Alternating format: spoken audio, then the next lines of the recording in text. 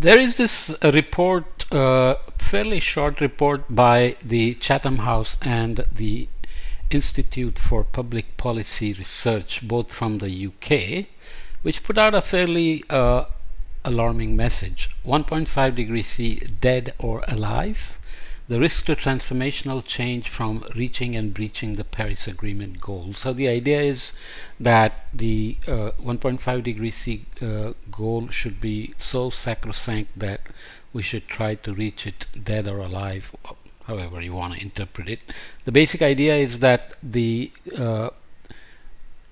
catastrophes, multiple risks, cascading risks, so-called polycrisis, where multiple crises come together and the resulting risk is larger than each event separately, and whether that will be reached if we hit 1.5 degrees C, because that could mean that we will spend all the money just addressing the risks rather than focusing on the transformational change that is needed to get out of this loop.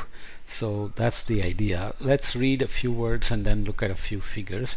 The historical failure to sufficiently tackle the climate and ecological crisis could create consequences that challenge the ability of societies to tackle the root causes of this crisis, like decarbonizing net zero. The vast changes needed to limit global heating and restore nature must be achieved in ever shorter periods of time. Continued investments in fossil fuels create more vested interests who oppose change. Meanwhile, societies are being called upon to respond to the relentless damaging symptoms of the crisis. These challenges could increasingly distract from efforts to realize rapid decarbonization and nature restoration. Already there is an IEA report out showing that the fossil fuel subsidies jumped over 2021 when we went into 2022 because of the various factors like the recovery from COVID, collapse of the economies, Russian invasion of the Ukraine, and so on. So this is called a doom loop here. The consequences of the crisis and the failure to address it draw focus and resources from tackling its causes, leading to higher temperatures and ecological loss, which then create more severe consequences, diverting even more attention and resources, and so on. So that's the doom loop you don't want to get into. We describe this as a strategic risk to our collective ability to realize a transformation of societies that ultimately avoids catastrophic climate and ecological change. Just to be sure, 1.5 degrees C goal and the 2 degrees C goal evolved in a kind of a convoluted way, and there has been some efforts to retrofit the impacts of crossing these targets, so not everybody is bought into them as a total scientific limit. And there is also this idea of accumulated carbon leading to additional warming, so then you can estimate how much carbon is left to be emitted by looking at how much we have already emitted to reach 1.5 or 2 degrees C, and looking at the current emission rates per year, figuring out how many years are left. So this is also not something social scientists consider a good idea, to say we have only 7 years left to save ourselves and from catastrophic and climate and ecological change and so on. So these words are descriptors like catastrophic are to be used carefully, so one has to make their own decision on how to go from climate change that is happening, extremes that are resulting from those, the impacts that are happening, to deciding how quickly to do things. So I'm not trying to say we should delay action, but I'm just saying that there are uncertainties about projections into the future which we have to worry about in pushing very strongly for action in one direction or the other. The report proposes responses across 3 areas: politics, better anticipating and responding to narratives that favor delaying or blocking transformational change as temperatures approach 1.5 degrees C, as part of a wider process of developing environmental narratives befitting the deepening challenges of the crisis. So it's generally argued that when people say 1.5 degrees C is not that dangerous, or that we are bound to exceed it, there is no way we will stay under it. This report interprets, and there are others who interpret, that this is a way to delay action or emissions reductions. That's not what I am intending to say anyways. Policy, decisively shifting beyond an incrementalist policy-making mindset and placing policies that can realize a system-wide transformation at the heart of advocacy. Analysis, improving policy relevant analysis and accessible communication of complex risks resulting from the deepening climate and ecological crisis. So the idea, I would say, is we don't really have the solutions.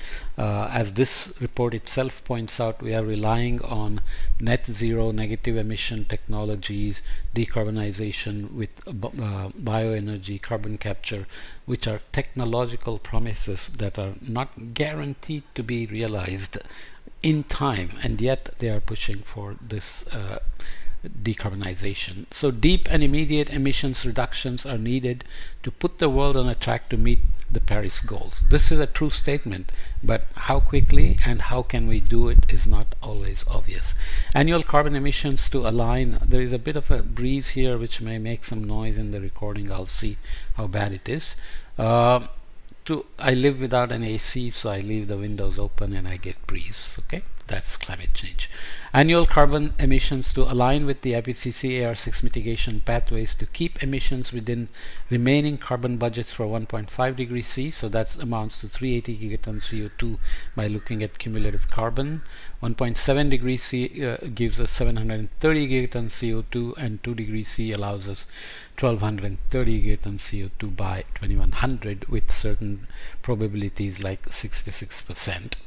So if we put that in the context of gigaton CO2 emissions per year, look at the historical emissions with the COVID dip here, the financial crisis and so on, and look at where we need to be in terms of drawdowns for the 1.5 degrees C, 380 gigaton CO2, we need to hit zero by 2040 with 1.7 degrees C, 730 gigaton CO2, we need to hit net zero by 2055 or so, and 2 degrees C and 1230 will take us beyond 2080. Okay, goals, but we're not sure how we will get there. This is another way to portray it. The promise of negative emissions and solar radiation modification technologies might be used as a substitute for deep emissions reductions achieved through transformative changes to societies. So assuming that we'll get carbon capture working and we'll do solar radiation management to tide over the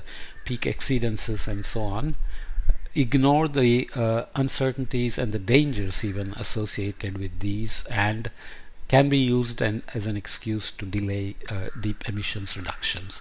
We are in what is called a carbon trap, on which I have a separate podcast you can look up, but that's because we don't have solutions. If you want to really live a net zero carbon lifestyle right now, can you really do it? Everything we do emits carbon, so that's something to keep in mind as well. So let's look at risk on this axis and time here as a schematic.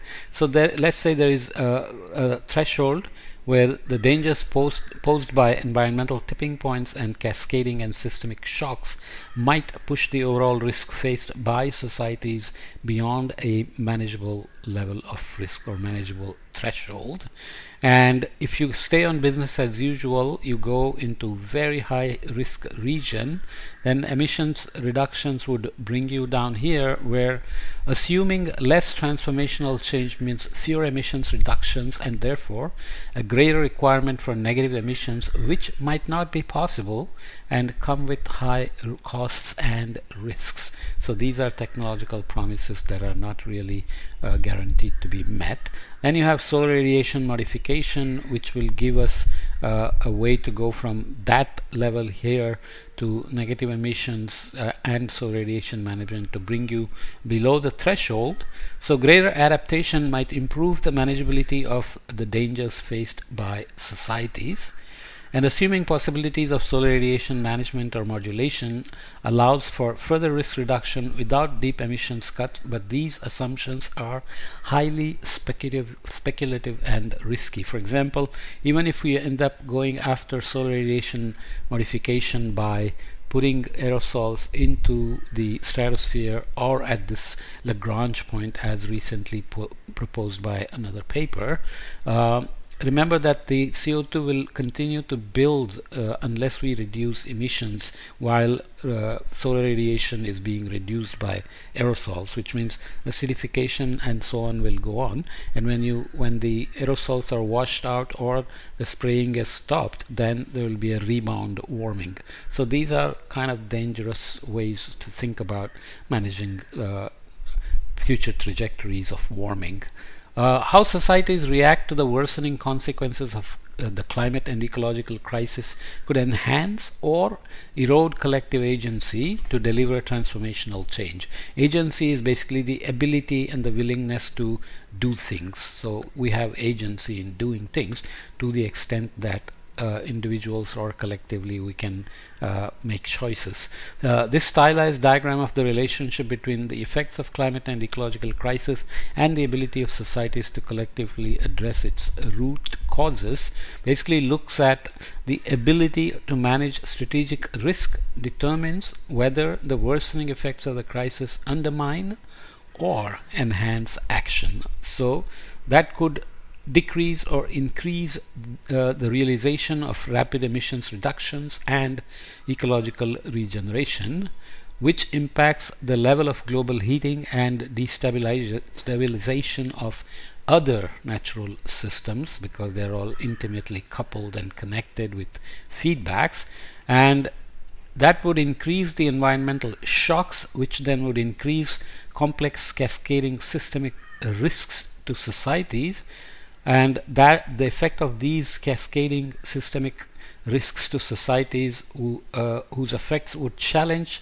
the collective focus on and ability to deliver transformational societal change. So this is kind of the doom loop that has positive and negative feedbacks which we have to manage overall. Okay.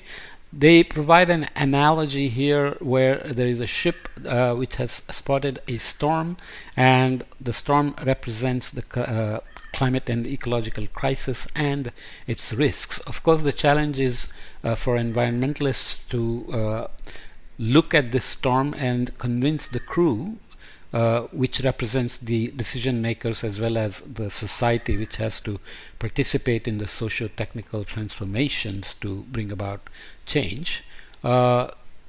The crew has to be convinced of that the storm exists and it's a risk, and the ship has to change course and prepare for contingencies of the worsening weather as we get closer to the storm. So you will need policy change, reduce emissions, regenerate nature, adopt societies to inevitable impacts.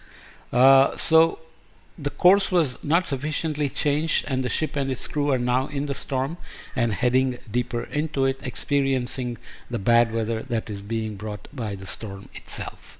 So the first challenge remains to get away from the storm, but this imperative is joined by another challenge, the need to manage the impacts of the storm on the ship and its crew, analogous to the worsening shocks and complex systemic risks that the climate and ecological crisis is increasingly bringing.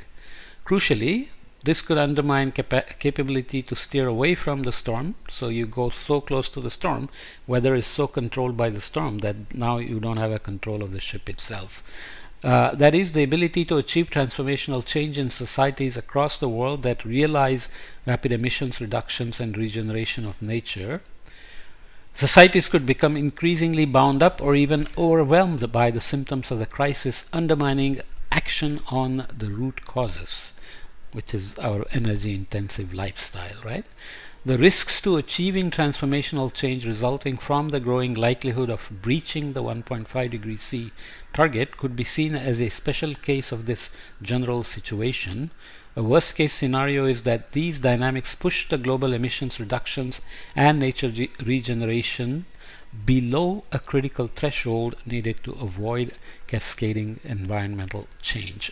So the idea of tipping points is used here. Again, not everybody is bought into that concept because they are so-called black swan events or whatever are not easy to predict.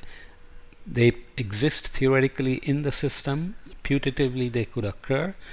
What are the exact triggers that bring them about beyond the tipping point, and when that may happen remains highly uncertain. So how to prepare them for them, or how to allocate resources for them, is not obvious.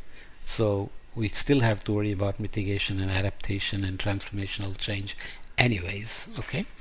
So finally, a challenging conversation is sorely needed on the issues of these strategic risks.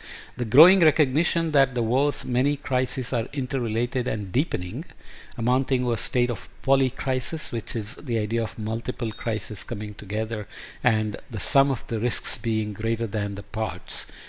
This provides an opportunity to do so. This conversation cannot be held purely in private. The ability of societies to deliver transformational change as the climate and ecological crisis deepens and its effects spill across the world will be a function of cooperation.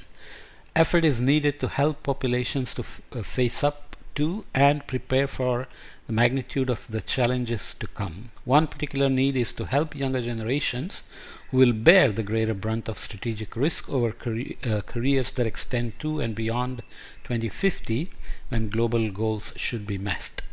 This is the focus of the Cohort 2040 project, which will be releasing more discussion papers to explore how to respond to strategic risks. These generations will soon be called upon to navigate in the throes of a deepening storm. Of course, we are colonizing the future either way, by doing something or not doing something.